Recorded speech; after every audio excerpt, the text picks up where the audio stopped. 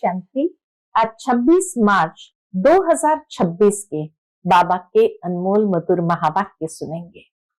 आज की मुरली बाबा की है, बाप, टीचर और सतगुरु। बाबा कहते तुम बच्चों को बाप के रूप में पालना मिलती है, टीचर के रूप में ऊंचे से ऊंची पढ़ाई पढ़ाई जाती है। जिस तरह लौकिक दुनिया के अंदर भी कोई बच्चे तो पढ़ने में बहुत अच्छी तरह से पढ़ाई पढ़ते हैं और कोई बच्चे पढ़ाई नहीं पढ़ सकते हैं, तो उसका मूल कारण है कि कहीं न कहीं संग दोष में फंसे हुए हैं, या तो कोई बुरी आदत के लत में लग जाते हैं तो पढ़ाई पर अटेंशन नहीं दे सकते हैं, इसीलिए नापास भी हो जाते हैं। तो बाबा कहते हैं बच्चे यहां पर भी कोई कोई बच्चे संग दोष में आ जाते हैं, निश्चय डगमगाने लगते हैं, संशय बुद्धि बन जाते हैं, तो जरूर है कि वो बाबा का हाथ छोड़ करके चले जाते हैं। तो इसमें माया का दोष नहीं है, उस आत्मा ने खुद संभाल नहीं की अपने, तो माया दोषी कैसे हुई। इसीलिए बाबा कहे तुम बच्चे माया पर दोष नहीं डालो, अपनी कमजोरी देखो, कहां कमजोरी है और उस कमजोरी को ठीक करो, ताकि अगर संग दोष में फंसे रहेंगे, बुरी आदतों में चले जाएंगे, कोई न कोई कुटेव के चक्र में चले जाएंगे, तो जरूर है कि वह बाप का हाथ छुड़ा करके कहीं दूर ले जाएगा। अटेंशन देना है और पढ़ाई पढ़नी है। बाबा कहते हैं जो एकाग्र चित्त होकर के पढ़ते हैं वही अच्छे मार्क से पास होते हैं, और अच्छे मार्क से पास होने वाले माला का दाना बन जाते हैं। तो सुनते हैं आज के बाबा के अनमोल मधुर महावाक्य। ओम शांति। मीठे बच्चे, संग दोष से बचकर पढ़ाई पर पूरा पूरा ध्यान दो, तो कोई भी तूफान आ नहीं सकते। बाकी माया को दोषी मत बनाओ, अपनी कमजोरी से छिपाने के लिए या छुड़ाने के लिए माया पर दोष डाल देते हैं। आज की मुरली से प्रश्न है, कौन सी एक बात सदा ध्यान पर रखो तो बेड़ा पार हो जाएगा। उत्तर है बाबा आपका जो हुक्म। कौन सी एक बात सदा ध्यान पर रखो तो बेड़ा पार हो जाएगा। तो बाबा कहते हैं जो बच्चे ये अटेंशन रखते, बाबा आपका जो हुक्म, ऐसे सदा बाप के हुक्म पर चलते रहो, यानी बाप की श्रीमत पर चलते रहो, तो तुम्हारा बेड़ा पार हो जाएगा। हुक्म पर चलने वाले माया के वार से बच जाते हैं, बुद्धि का ताला खुल जाता है, अपार खुशी रहती है, कोई भी उल्टा कर्म नहीं होता है। आज की मुरली से पहले गीत बजा है, तुम्हें पाके हमने जहां पा लिया। ओम शांति। मीठे मीठे सभी सेंटर्स के बच्चों ने गीत सुना। सब जानते हैं कि बेहद के बाप से फिर से 5000 वर्ष पहले मुआफिक हम विश्व की बादशाही ले रहे हैं। कल्प कल्प हम लेते आए हैं, बादशाही लेते हैं फिर गंवाते हैं। बच्चे जानते हैं अभी हमने बेहद के बाप की गोद ली है, वह उनके बच्चे बने हैं। बेहद के बाप की गोद लेना माना उनके बच्चे बने हैं, है भी बरोबर। घर बैठे हुए पुरुषार्थ करते हैं, बेहद के बाप से ऊंच पद पाने के लिए पढ़ाई चल रही है। तुम जानते हो ज्ञान सागर, पतित पावन, सर्व का सदगति दाता शिव बाबा ही हमारा बाप भी है, टीचर भी है और सतगुरु भी है। उनसे हम वर्षा लेते हैं तो उसमें कितना पुरुषार्थ करना चाहिए। बाबा से वर्षा लेते हैं तो कितना पुरुषार्थ करना चाहिए उच्च पद पाने लिए। अज्ञान काल में भी स्कूल में पढ़ते हैं तो नंबरवार मार्क्स से पास होते हैं। अपनी पढ़ाई अनुसार नंबरवार मार्क्स से पास होते हैं। वहां ऐसे तो कोई नहीं कहेंगे कि माया हमको विघ्न डालती है, वह तूफान आते हैं। वहां तो खुद की कमजोरी बताएंगे कि हाँ ये कारण हुआ इसीलिए हम फेल हुए। वहां तो कोई माया को दोषी नहीं बताते हैं। ठीक रीति पढ़ते नहीं, वह बुरे संग में जाकर फंस पड़ते हैं। खेल कूद में लग जाते हैं इसीलिए पढ़ते नहीं हैं, तो नापास हो जाते हैं। बाकी इसको माया के तूफान नहीं कहेंगे। चलन ठीक नहीं रहती है तो टीचर भी सर्टिफिकेट देते हैं कि इनकी बद चलन है, कुसंग में खराब हुआ है। इसमें माया रावण को दोषी बनाने की बात ही नहीं है। बड़े बड़े अच्छे आदमियों के बच्चे कोई तो अच्छा चढ़ जाते हैं और कोई शराब आदि पीने लग जाते हैं, गंदे तरफ चले जाते हैं, तो बाप भी कहते हैं कपूत हो गया है।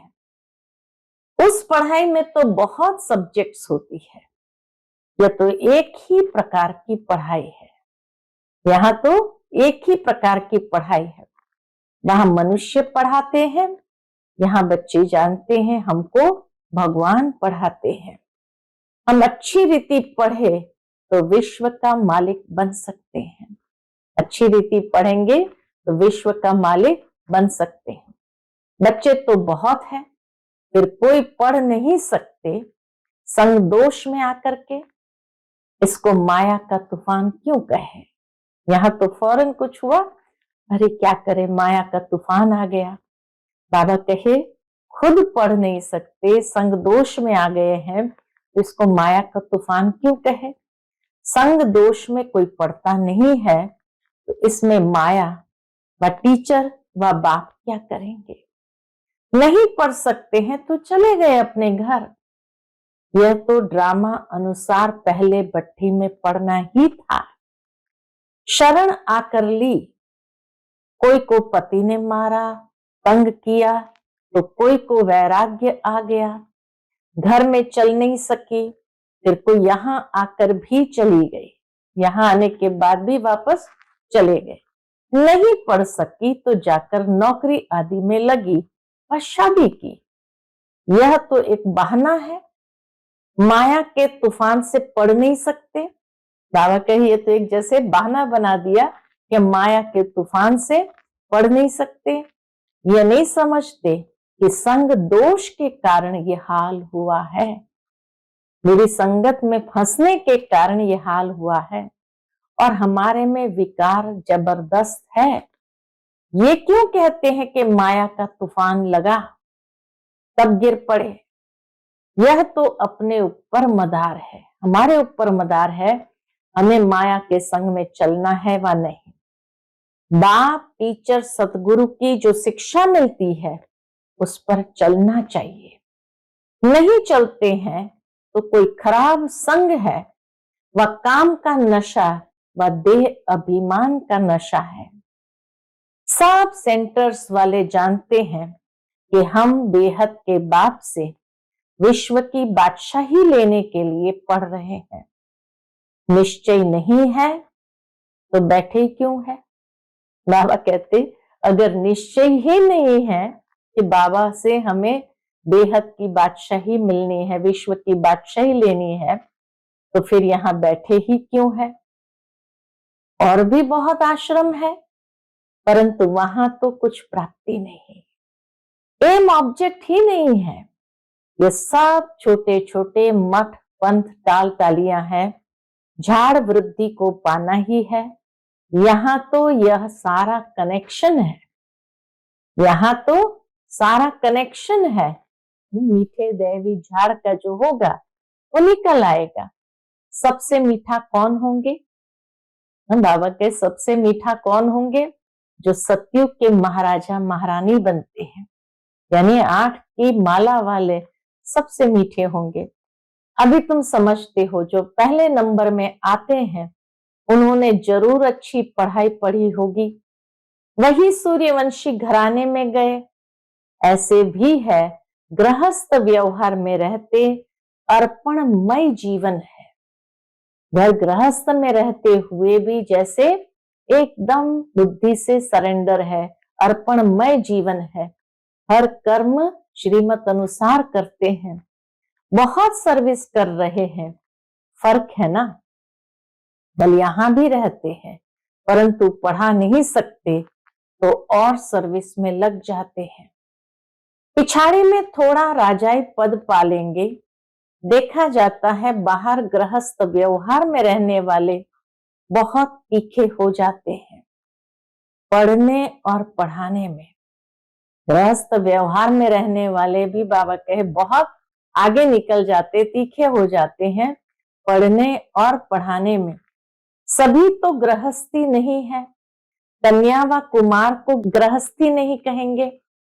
और जो वानप्रस्थी है वो 60 वर्ष के बाद फिर सब कुछ बच्चों को दे, खुद कोई साधु आदि के संग में जाकर रहते हैं। आजकल तो तमो प्रधान है तो मरने तक भी धंधा आदि छोड़ते नहीं है। तमो प्रधानता बुद्धि में आ गई है तो बाबा कहे मरने तक भी धंधे आदि को छोड़ते नहीं है। आगे 60 वर्ष में वानप्रस्थ अवस्था में चले जाते थे, बनारस में जाकर रहते थे। यह तो बच्चों ने समझा है, वापस कोई जा न सके, सदगति को पा नहीं सकते, वापस जा नहीं सकते, मना सदगति को कोई पा नहीं सकते। बाप ही मुक्ति जीवन मुक्ति दाता है, वह भी सब जीवन मुक्ति को नहीं पाते। कोई तो मुक्ति में चले जाते हैं। अब आदि सनातन देवी देवता धर्म की स्थापना हो रही है, तो जो जितना पुरुषार्थ करे उसमें भी कुमारियों को अच्छा चांस है। बाबा कहते कुमारियां निर्बंधन है तो अच्छा चांस है, पारलौकिक बाप की वारिस बन जाती है। यहाँ तो सब बच्चे बाप से वर्षा लेने के हकदार है, वहां तो बच्चियों को वर्षा नहीं मिलता है, बच्चों को लालच रहती है। बल ऐसे भी है जो समझते हैं यह भी वर्षा मिलेगा। कहीं ऐसे भी समझते हैं ये भी वर्षा मिलेगा, वो भी लेवे, उनको क्यों छोड़े। दोनों तरफ पढ़ते हैं, ऐसे किस्म किस्म के हैं। अब यह तो समझते हैं अच्छा जो पढ़ते हैं वह ऊंच पद पा लेते हैं, प्रजा में बहुत शाहूकार बन जाते हैं। यहाँ रहने वालों को अंदर ही रहना पड़ता है, दास दासियां बन जाते हैं। अगर नहीं पढ़ाई पढ़ते हैं तो दास दासियां बन जाते हैं। सारी मुरली पढ़ाई पर है कि पढ़ाई ही हमें आगे बढ़ने का आधार है। तो त्रेता के अंत में 3 4 5 जन्म करके राजाई पद मिलेगा। उनसे तो वह शाहूकार अच्छे जो सतयुग से लेकर उन्हों की शाहूकारी कायम रहती है। गृहस्थ व्यवहार में रहकर शाहूकारी पद क्यों नहीं लेना चाहिए। कोशिश करते हैं हम राजाई पद पाएं, परंतु अगर खिसक पड़ते हैं तो प्रजा में अच्छा पद पाने का पुरुषार्थ करना चाहिए। अगर राजाई नहीं तो कम से कम प्रजा में भी अच्छा पद पाने का पुरुषार्थ करना चाहिए। वह भी तो ऊंच पद हुआ ना, प्रजा में अच्छा पद मिलना ये भी तो ऊंच पद हुआ ना। यहाँ रहने वालों से बाहर रहने वाले बहुत ऊंचा पद पा सकते हैं, बहुत ऊंचा पद पा सकते हैं। सारा मदार पुरुषार्थ पर है, पुरुषार्थ कभी छिप नहीं सकता। प्रजा में जो बड़े ते बड़ा शाहूकार बनेगा वह भी छिपा नहीं रहेगा। ऐसे नहीं कि बाहर वालों को कोई कम पद मिलता है। पिछाड़ी में राजाई पद पाना अच्छा व प्रजा में शुरू से लेकर ऊंच पद पाना अच्छा। बाबा कहे पिछाड़ी में राजाई पद पाना अच्छा है, वह प्रजा में शुरू से लेकर उच्च पद पाना अच्छा है। गृहस्थ व्यवहार में रहने वालों को इतने माया के तूफान नहीं आते हैं। यहाँ वालों को तूफान बहुत आते हैं। हिम्मत करते हैं, हम शिव बाबा की शरण में बैठे हैं, परंतु संग दोष में पड़ते नहीं है। पिछाड़ी में सब मालूम पड़ जाता है। साक्षात्कार होगा, कौन क्या पद पाएंगे, नंबरवार पढ़ते हैं ना। कोई तो सेंटर्स को आपे ही चलाते हैं, कहीं तो गृहस्थ में रहने वाले भी सेंटर्स को आपे ही चलाते हैं। कहा तो सेंटर चलाने वाले से भी पढ़ने वाले तीखे हो जाते हैं। सारा पुरुषार्थ पर है। ऐसे नहीं कि माया के तूफान आते हैं, नहीं, अपनी चलन ठीक नहीं है, श्रीमत पर नहीं चलते हैं। लौकिक में भी ऐसा होता है। टीचर व माँ बाप की मत पर नहीं चलते हैं। कई कई बच्चे टीचर व माँ बाप की मत पर नहीं चलते हैं।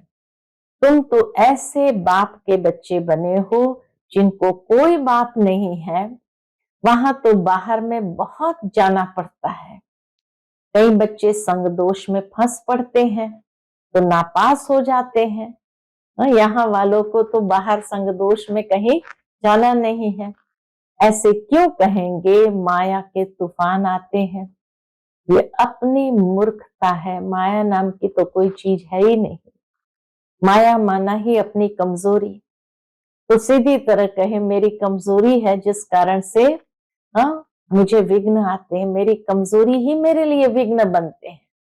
बाकी माया पर दोष डाल देना, ये तो बाबा कहे अपनी मूर्खता है। डायरेक्शन पर नहीं चलते हैं, ऐसी चलन से नापास हो जाते हैं। बहुतों को लालच रहती है, कोई में क्रोध, कोई में चोरी की आदत, आखिर में मालूम तो पड़ जाता है। फलाने फलाने ऐसी ऐसी चलन के कारण चले गए, समझा जाता है शूद्र कुल के बन गए। उनको फिर ब्राह्मण नहीं कहेंगे, फिर जाकर शूद्र बन गए, पढ़ाई छोड़ दी। थोड़ा भी ज्ञान सुना तो प्रजा में आ जाएंगे। बड़ा झाड़ है, कहां कहां से निकल आएंगे। देवी देवता धर्म के और धर्म में कन्वर्ट हो गए होंगे, वो निकल आएंगे। बहुत आएंगे तो सब वंडर खाएंगे। और धर्म वाले भी मुक्ति का वर्षा तो ले सकते हैं ना। यहाँ कोई भी आ सकते हैं। अपने घराने में उच्च पद पाना होगा तो वह भी आकर लक्ष्य लेकर जाएंगे। बाबा ने तुमको साक्षात्कार कराया था कि वह भी आकर लक्ष्य लेकर जाते हैं। ऐसे नहीं कि यहाँ रहकर ही लक्ष्य में रह सकेंगे। कोई भी धर्म वाला लक्ष्य ले सकता है, बाबा के ज्ञान से लक्ष्य ले सकता है। लक्ष्य मिलता है, बाप को याद करो, यही हमारा लक्ष्य है। बाप को याद करो, शांति धाम को याद करो, तो अपने धर्म में ऊंच पद पालेंगे। उनको जीवन मुक्ति तो मिलनी नहीं है, न वहां आएंगे, दिल लगेगी नहीं। सच्ची दिल उन्हों की लगती है जो यहाँ के हैं। पिछाड़ी में आत्माएं अपने बाप को तो जान जाएं। बहुत सेंटर्स पर ऐसे भी है जिनका पढ़ाई पर अटेंशन नहीं है, तो समझा जाता है ऊंच पद नहीं पा सकेंगे। निश्चय हो तो यह नहीं कह सकते कि फुर्सत नहीं है। अगर निश्चय है तो ये नहीं कह सकते कि फुर्सत नहीं है, परंतु तकदीर में नहीं है तो कहते हैं फुर्सत नहीं है। यह काम है, तकदीर में होगा तो दिन रात पुरुषार्थ करने लग पड़ेंगे। चलते चलते संग में भी खराब हो पड़ते हैं, उसको ग्रहाचारी भी कह सकते हैं। माया के तूफान नहीं कह सकते, लेकिन बाबा कहे ग्रहाचारी कह सकते हैं। बृहस्पति की दशा बदलकर मंगल की दशा हो पड़ती है, शायद आगे चलकर उतर जाए। कोई के लिए बाबा कहते हैं राहु की दशा बैठी है। भगवान का भी नहीं मानते, जो भगवान का नहीं मानते हैं उसको कहा जाता राहु की दशा बैठी है। समझते हैं ये ब्रह्मा कहते हैं। बच्चों को ये नहीं पता पड़ता है कि कौन है जो डायरेक्शन देते हैं। देह अभिमान होने के कारण साकार के लिए समझ लेते हैं। खुद देह अभिमान में है तो उन्हें शिव बाबा नहीं दिखाई देता, समझते हैं ये ब्रह्मा बाबा की मत है। देही अभिमानी हो तो समझे कि शिव बाबा जो भी कहते हैं वह हमें करना है। रिस्पॉन्सिबिलिटी शिव बाबा पर है, शिव बाबा की मत पर तो चलना चाहिए ना। देह अभिमान में आने से शिव बाबा को भूल जाते हैं, तो शिव बाबा रिस्पॉन्सिबल नहीं रह सकता। उनका ऑर्डर तो सिर पर धारण करना चाहिए, परंतु समझते नहीं कि कौन समझाते हैं। सो भी और तो कोई ऑर्डर नहीं करते, सिर्फ बाप कहते हैं मैं तुमको श्रीमत देता हूं। एक तो मुझे याद करो। क्या श्रीमत देते हैं बाबा? एक तो मुझे याद करो और जो ज्ञान मैं सुनाता हूं वह धारण करो और कराओ। बस यही धंधा करो। अच्छा बाबा जो हुक्म। आज्ञाकारी बच्चे कहेंगे अच्छा बाबा जो हुक्म। राजाओं के आगे जो रहते हैं वह ऐसे कहते हैं जो हुक्म। वह राजाएं हुक्म करते थे, ये शिव बाबा का हुक्म है। शिव बाबा का भी हुक्म है। घड़ी घड़ी कहना चाहिए जो हुक्म शिव बाबा, तो तुमको खुशी भी रहेगी। समझेंगे शिव बाबा हुक्म देते हैं, याद रहेगी शिव बाबा की तो बुद्धि का ताला खुल जाएगा। शिव बाबा कहते हैं ये प्रैक्टिस पड़ जानी चाहिए तो बेड़ा पार हो जाए। परंतु यही डिफिकल्टी है। क्यों? कौन सी डिफिकल्टी है? घड़ी घड़ी भूल जाते हैं। ऐसे क्यों कहना चाहिए कि माया भुलाती है? हम भूल जाते हैं इसलिए उल्टे काम होते रहते हैं। हम भूल जाते हैं इसीलिए उल्टे काम होते रहते हैं। बहुत बच्चियां हैं, ज्ञान तो बहुत अच्छा देती है परंतु योग नहीं है, जिससे विकर्म विनाश हो। ऐसे बहुत अच्छे अच्छे बच्चे हैं, योग बिल्कुल नहीं है। चलन से समझा जाता है, योग में नहीं रहते हैं, फिर पाप रह जाते हैं तो भोगने पड़ते हैं। इसमें तूफान की तो बात ही नहीं। समझो ये मेरी भूल है, मैं श्रीमत पर चलता नहीं हूं। यहां तुम आए हो राजयोग सीखने, प्रजा योग नहीं सिखाया जाता है। माता पिता तो है ही, उनको फॉलो करो तो तुम भी गद्दी नशीन बनेंगे। इनका तो सर्टन है ना, मम्मा बाबा का तो सर्टन है ना, यह श्री लक्ष्मी नारायण बनते हैं तो फॉलो मदर फादर। और धर्म वाले मदर फादर को फॉलो नहीं करते हैं, वो तो फादर को ही मानते हैं। यहां तो दोनों है, गॉड तो है क्रिएटर, मदर का फिर गुप्त राज है। यहाँ मदर का फिर गुप्त राज है। माँ बाप पढ़ाते रहते हैं, समझाते हैं ऐसे नहीं करो, यह करो। टीचर कोई भी सजा देंगे तो स्कूल के बीच में देंगे ना, ऐसे थोड़ी बच्चा कहेगा कि मेरी इज्जत लेते हो। बाप 5-6 बच्चों के आगे थप्पड़ मारेगा तो ऐसा बच्चा थोड़ी कहेगा कि 5-6 के आगे क्यों लगाया। नहीं, यहाँ तो बच्चों को शिक्षा दी जाती है। फिर भी नहीं चल सकते हैं तो अच्छा गृहस्थ व्यवहार में रहते, फिर पुरुषार्थ करो। अगर यहाँ बैठे डिससर्विस की तो जो कुछ भी थोड़ा होगा वह भी खत्म हो जाएगा। नहीं पढ़ना है तो छोड़ दो। बाबा कहते अगर नहीं पढ़ना है तो छोड़ दो, बस हम चल नहीं सकते, ग्लानि क्यों करनी चाहिए।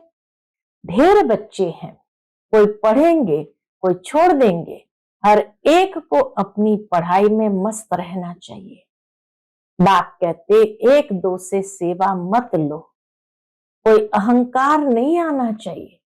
कितनी धारणा की बात। हाँ, भगवान का हुक्म क्या क्या है, वो बताए कोई अहंकार नहीं आना चाहिए, दूसरे से सेवा लेना यह भी देह अहंकार है। बाबा को समझाना तो पड़े ना, नहीं तो जब ट्रिब्यूनल बैठेगी तब कहेंगे हमको पता थोड़ी था कायदे कानून का, इसीलिए बाप समझा देते हैं। फिर साक्षात्कार कराए सजा देंगे, बिगर प्रूफ सजा थोड़ी मिल सकती है। अच्छा समझाते तो बहुत है, अच्छा समझाते तो बहुत है, कल्प पहले मुआफिक हर एक की तकदीर देखी जाती है। बाबा कहते हर एक की तकदीर देखी जाती है। कई सर्विस कर अपनी जीवन हीरे जैसी बनाते हैं और कई हैं जो तकदीर को लकीर लगा देते हैं। कई हैं जो सर्विस कर अपनी जीवन हीरे जैसी बना देते और कई हैं जो तकदीर को लकीर लगा देते हैं। अच्छा, मीठे मीठे सिकिलते बच्चों प्रति माता पिता बाप दादा का याद प्यार और गुड मॉर्निंग। रूहानी बाप के रूहानी बच्चों को नमस्ते। हम सब रूहानी बच्चों की रूहानी माता पिता बाप दादा को याद प्यार गुड मॉर्निंग और नमस्ते नमस्ते। शुक्रिया बाबा, शुक्रिया। आज की मुरली से धारणा के लिए मुख्य सार है। पहली पॉइंट, बाप टीचर सतगुरु द्वारा जो शिक्षाएं मिलती है उन पर चलना है, माया को दोष न देकर अपनी कमियों की जांच कर उन्हें निकालना है। दूसरी पॉइंट, अहंकार का त्याग कर अपनी पढ़ाई में मस्त रहना है, कभी दूसरों से सेवा नहीं लेनी है, संग दोष से बहुत बहुत संभाल करनी है। आज का बाप दादा का मधुर वरदान हम बच्चों के प्रति है, संकल्प के इशारों से सारी कारोबार चलाने वाले सदा लाइट के ताजधारी भव। संकल्प के इशारों से सारी कारोबार चलाने वाले सदा लाइट के ताजधारी भव। जो बच्चे सदा लाइट रहते हैं उनका संकल्प व समय कभी व्यर्थ नहीं जाता। जो बच्चे अंदर से लाइट रहते हैं उनका संकल्प व समय कभी व्यर्थ नहीं जाता। वही संकल्प उठता है जो होने वाला है। जैसे बोलने से बात को स्पष्ट करते हैं, वैसे ही संकल्प से सारी कारोबार चलती है। जब ऐसी विधि अपनाओ तब यह साकार वतन सूक्ष्म वतन बने। इसके लिए साइलेंस की शक्ति जमा करो और लाइट के ताजधारी रहो। साइलेंस की शक्ति जमा करो और लाइट के ताजधारी रहो। आज का स्लोगन है, इस दुख धाम से किनारा कर लो तो कभी दुख की लहर आ नहीं सकती। इस दुख धाम से किनारा कर लो तो कभी दुख की लहर आ नहीं सकती। आज का व्यक्त इशारा है, निश्चय के फाउंडेशन को मजबूत कर सदा निर्भय और निश्चिंत रहो। उसके अंतर्गत बाबा कहते, जैसे कार में बैटरी जब थोड़ी ढीली हो जाती है, कार अपने आप नहीं चलती है तो दूसरों से थोड़ा धक्का लगवाते हैं। ऐसे जिस भी आत्मा में आपका फेथ हो और समझो उनसे हमको मदद मिल सकती है तो उनसे थोड़ा सा सहयोग लेकर आगे बढ़ जाना चाहिए। कमजोरी की बात को ज्यादा नहीं सोचना, तब खुशी में आगे बढ़ते जाएंगे। अच्छा, ओम शांति।